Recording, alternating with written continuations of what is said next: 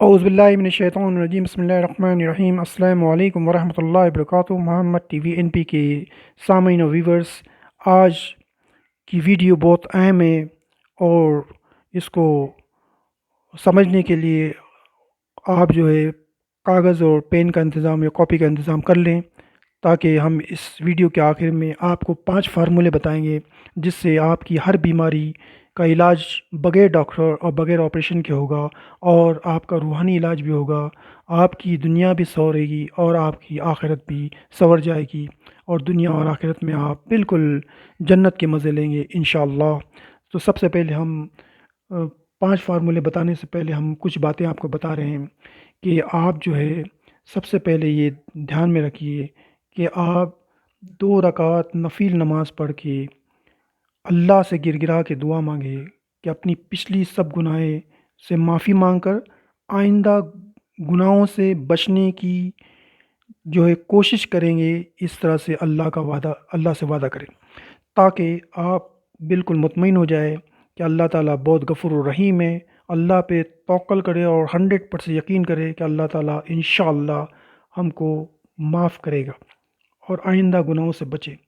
इंसान गुनाहों का पुतला है, शैतान हमारे पीछे लगा हुआ है। गलतियां होती है जाने अनजाने में, लेकिन आइंदा ना करें।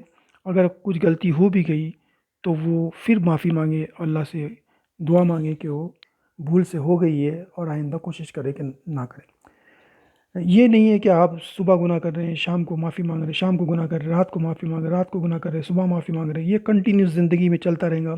इस तरह का जो है ना कोई हदीस है, ना कुरान में कोई आयत है कि आप जो है गुनाहों पे गुनाह करते जाएँ, माफ़ी मांगते जाएँ, सेम गुनाह करते जाएँ, माफ़ी मांगते जाएँ। इस तरह का कोई तसव्वुर इस्लाम में नहीं है।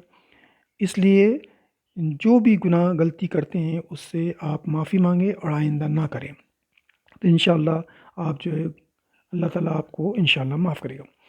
अब रही बात कि हम तो सब चीज़ें कुरान हदीस पढ़ के कर रहे हैं, है ना? उसके बाद भी जो है हम बीमार पड़ते हैं, हमको नुकसान होता है, हमको ऑपरेशन करना पड़ता है।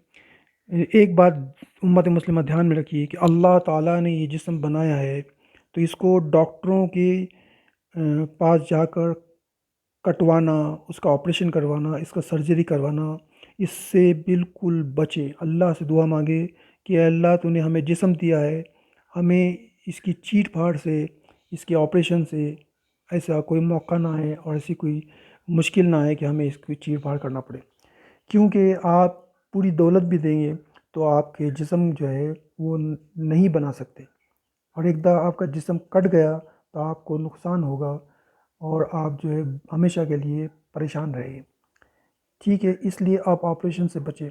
तो हम इसमें फ़ार्मूला बताने जा रहे हैं कि आप ऑपरेशन से बचें और दवाओं से बचें, डॉक्टरों से बचें, हाकिमों से बचें।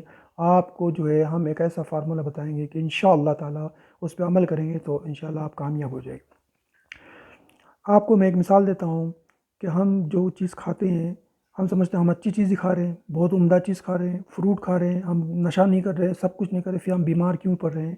तो इसीलिए हम बता रहे हैं कि एक आदमी डॉक्टर के पास गया, ये हकीकत वाक़ई है, और उसने कहा कि मेरी आँख में तकलीफ़ है।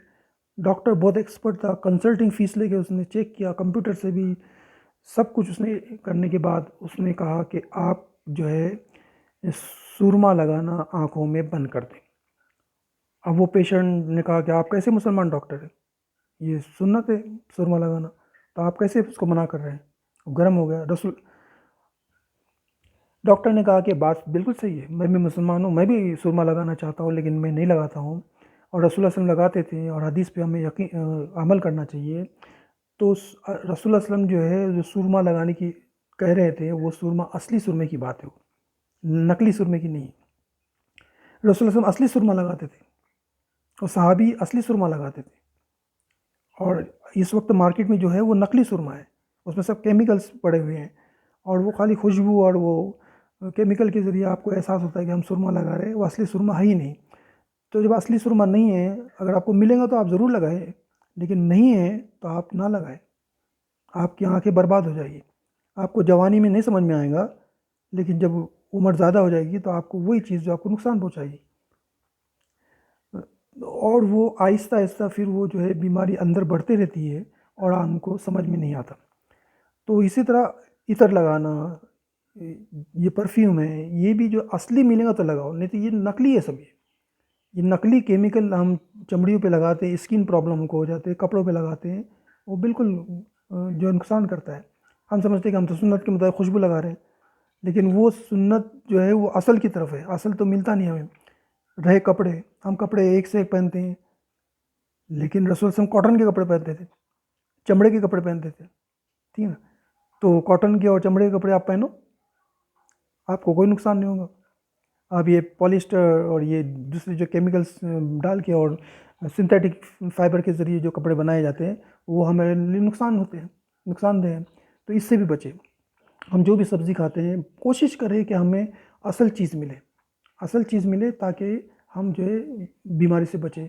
लेकिन ये काम जो है बहुत मुश्किल है। जिसके फार्मिंग है, जिसके फार्म हाउस है, वो तो ये कर सकते हैं, लेकिन गरीब आदमी कैसे करेगा, ठीक है ना।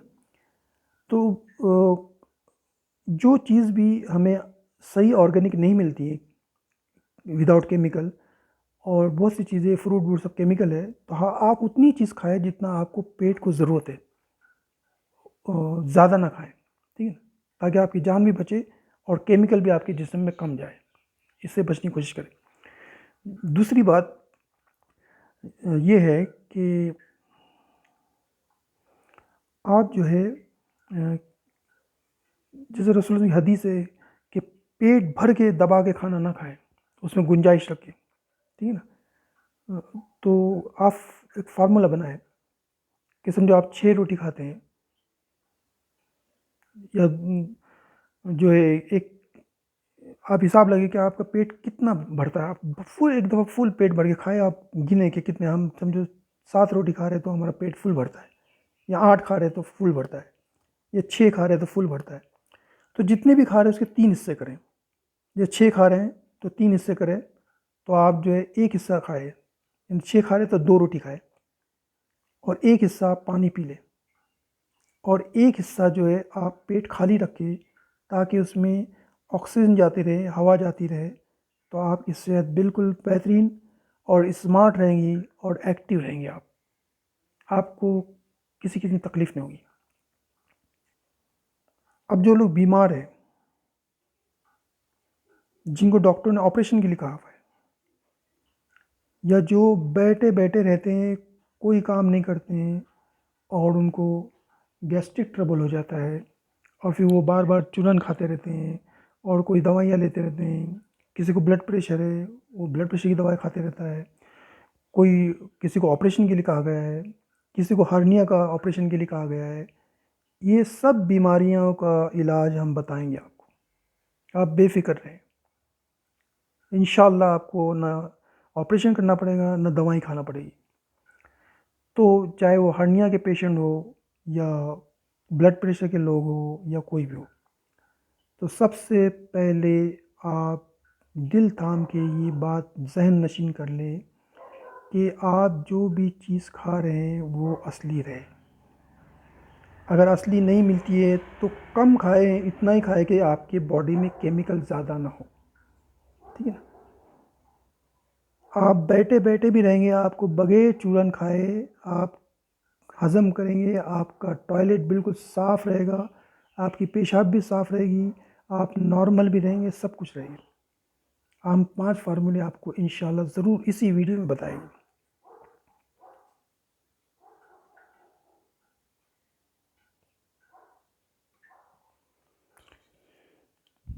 तो आप सबसे पहले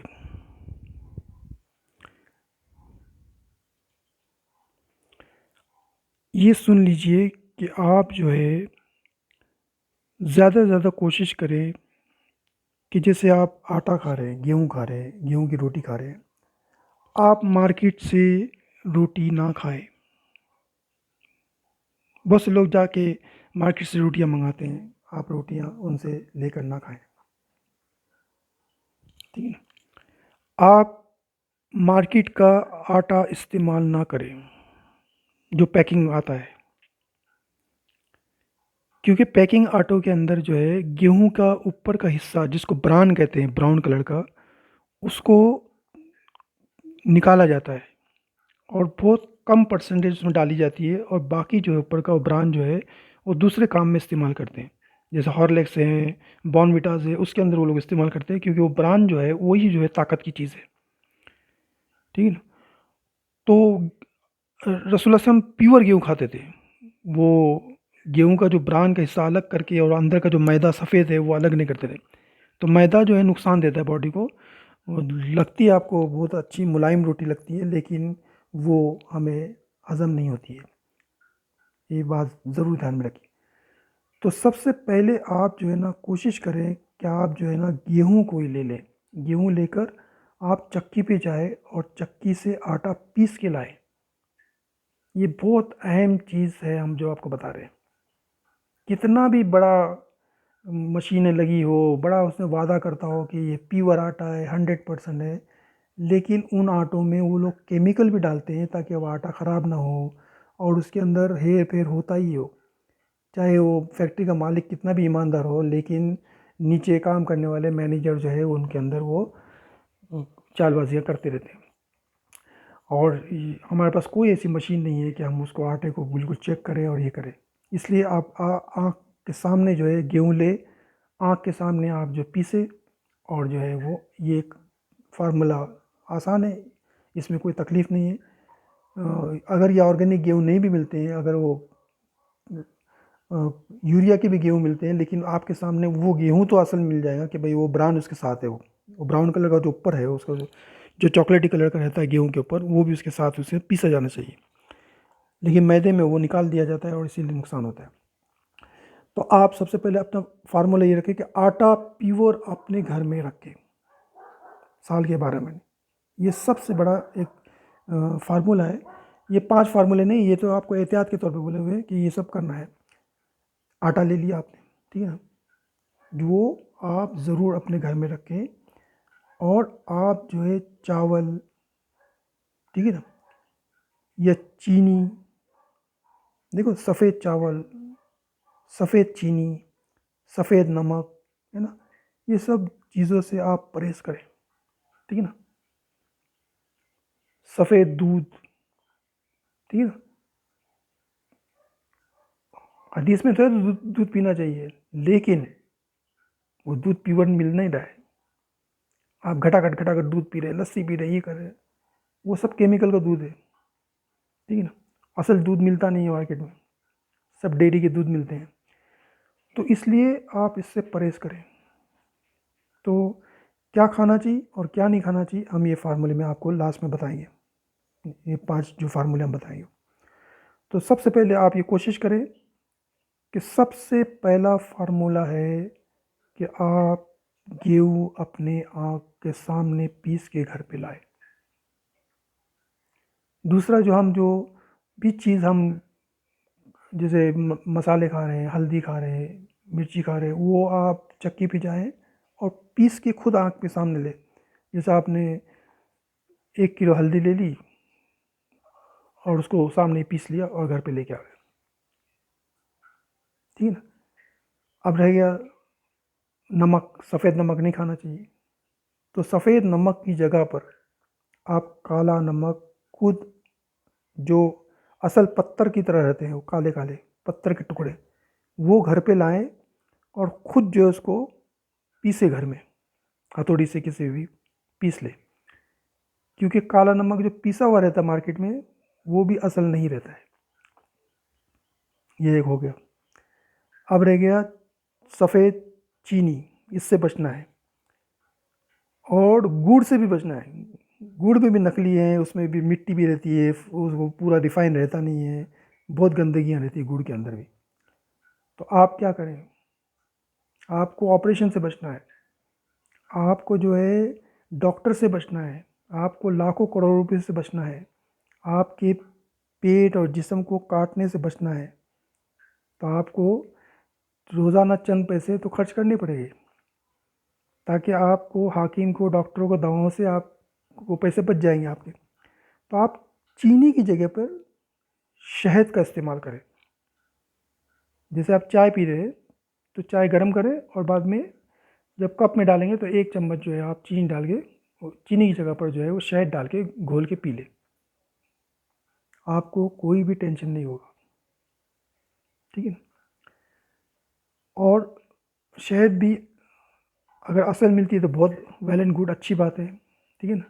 अब नहीं मिलती है तो मार्केट की ले लो, क्या करिए, लेकिन कम से कम वो आपको सफ़ेद चीनी से बचाएगा। और गुड़ में जो मिट्टियाँ होती है वो जैसे पतरी भी हो जाती है, उससे भी आप बच जाएगी। और जितनी कुरान और हदीस में जो चीज़ों के नाम लिखे गए,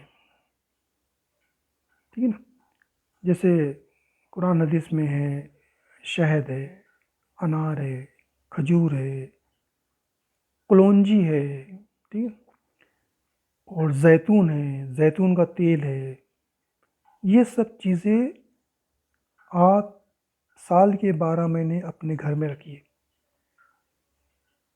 ठीक है ना।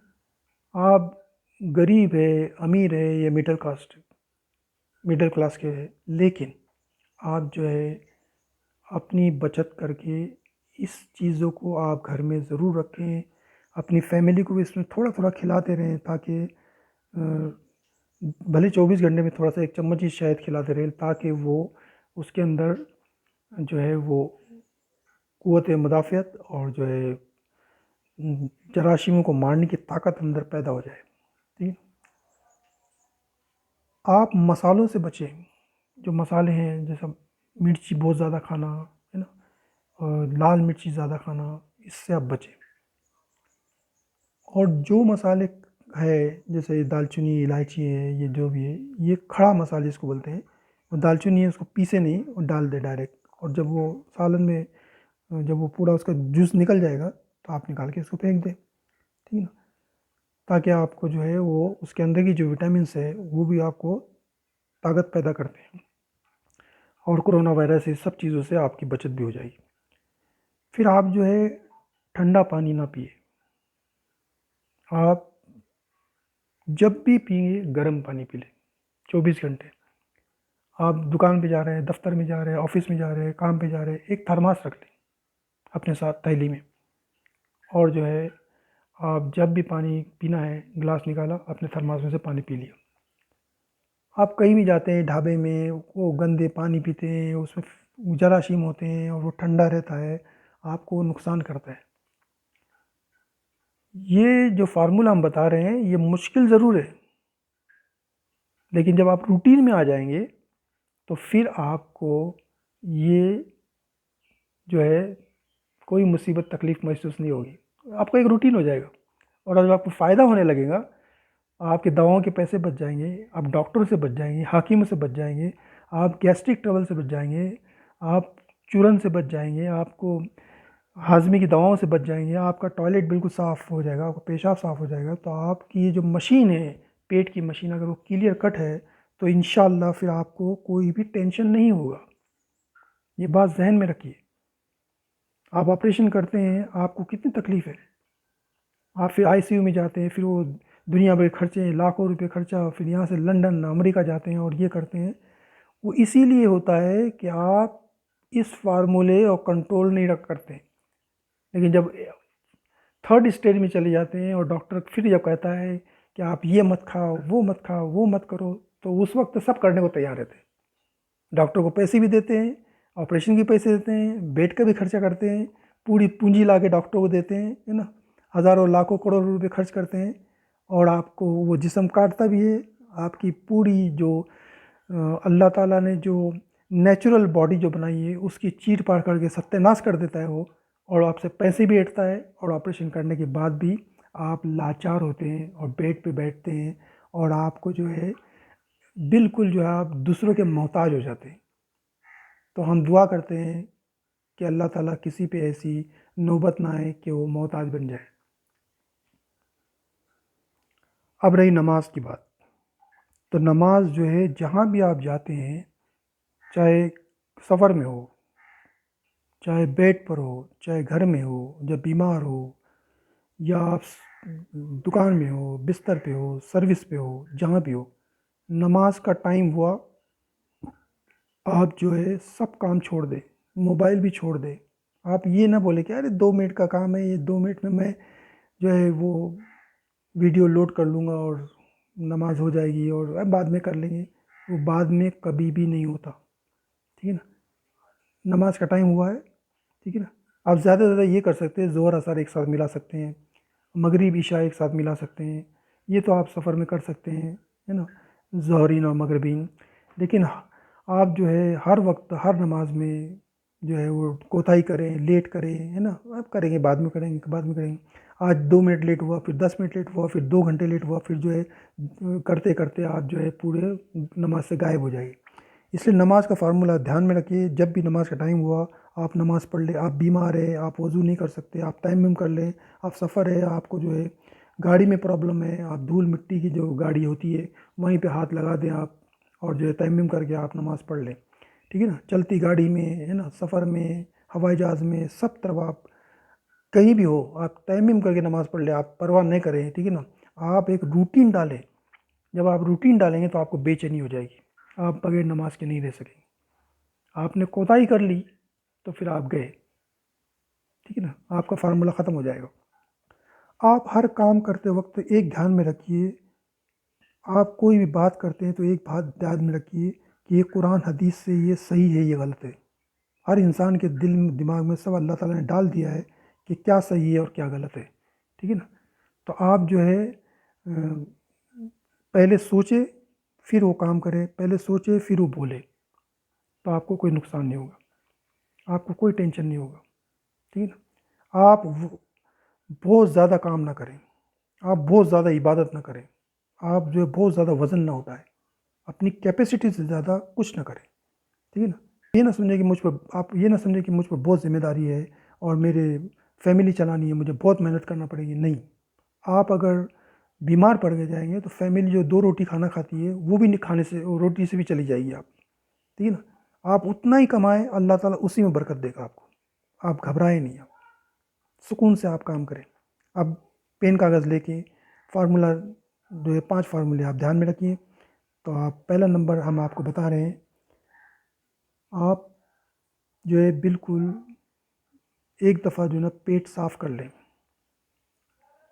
कोई भी दवा खाकर आप पहले एक दफ़ा पेट साफ़ कर लें, आपका आपका जितना केमिकल है जो कुछ है वो निकाल लें आप। ये नंबर 1 है कि आप पहले पेट साफ़ कर लें, ताकि आइंदा फिर दवाओं से आप दूर हो जाएंगे।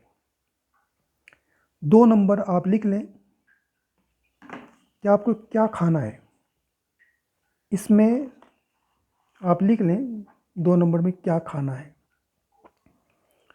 इसमें आप जौ खा सकते हैं, गेहूँ, करेला, फलियाँ सीज़न की, बैंगन, गाजर, लहसुन, शहद, एरंडी का तेल, गर्म पानी थर्मास में, फल, खजूर, कलौंजी, किशमिश, जैतून, जैतून का तेल सर में लगाएं, जहाँ सूजन आती है जैतून का तेल लगाएं वहाँ पर।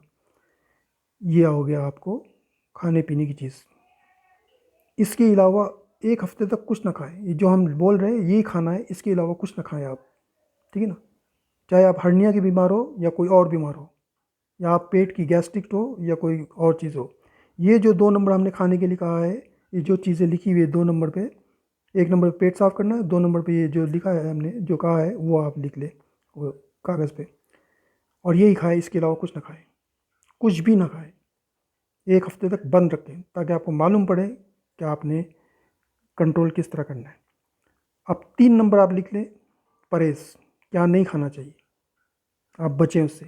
दूध, दही, गुड़, मिठाइयाँ, खट्टी चीज़, तली हुई चीज़ें, ठंडा पानी, ठंडी तासीर देने वाली चीज़ें, ज़्यादा काम करना मना, ज़्यादा वज़न उठाना नहीं उठाना चाहिए।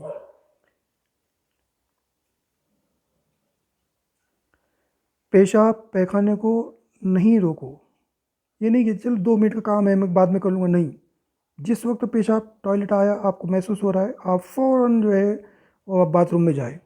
आप अटैच बाथरूम अपने लिए स्पेशल रखें, क्योंकि आपको डॉक्टर से बचना है, आपको दवाओं से बचना है, आप बीमार पड़ गए हैं, आपको ये एहतियात रखना पड़ेगी। आप अपना अटैच बाथरूम अलग से रखें और फ़ौरन बेड के करीब में रखें, ताकि आपको जब भी कोई मुश्किल हो रही है आप फ़ौरन जो है बाथरूम में जाए।